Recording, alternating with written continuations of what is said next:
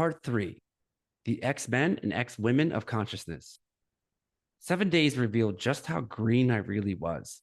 Except for one other newcomer, everyone moved through these practices with obvious mastery.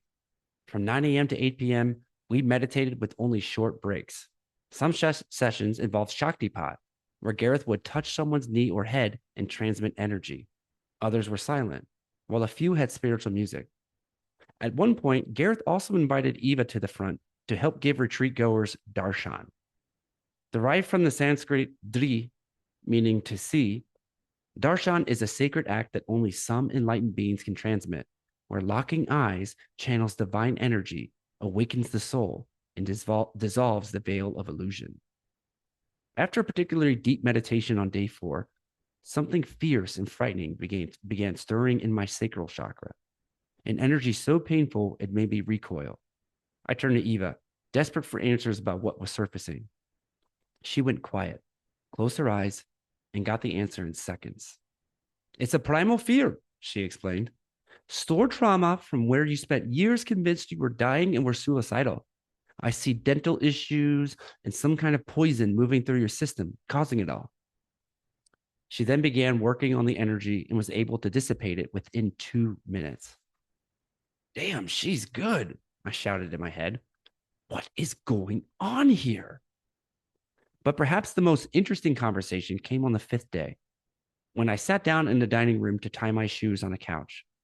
Across from me sat a 40-year-old stoic Lithuanian woman who was sitting peacefully on her own before my presence interrupted her deep meditation.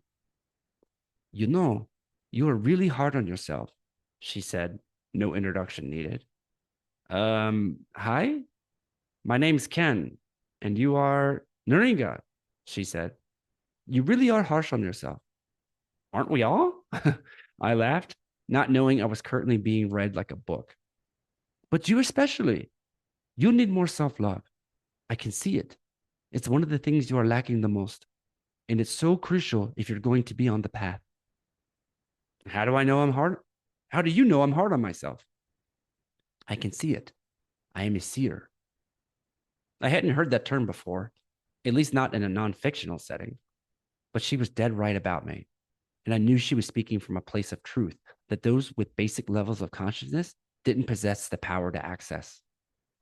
Based in Ireland, she'd played an essential role in Eva's awakening, and the tales she shared left me speechless. How she'd literally entombed herself underground during plant medicine ceremonies to face her fear of death, consumed poison from her teacher's hands as proof of absolute faith, and vanished into remote jungles for intensive shamanic apprenticeships. Here was a spiritual savage wrapped in the gentlest heart imaginable.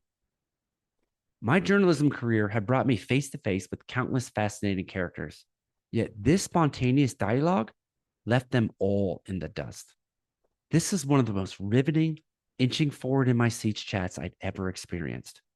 Every fiber of my being felt like I was forging an instant, unbreakable bond with this extraordinary woman, and I told her as much. She laughed and said that that's because we'd already been family in our last lifetime. With that cosmic connection established, I felt this was the perfect person to ask about how she and all of these other people at this retreat had such remarkable X-Men level powers like hers. That's when she told me of siddhis,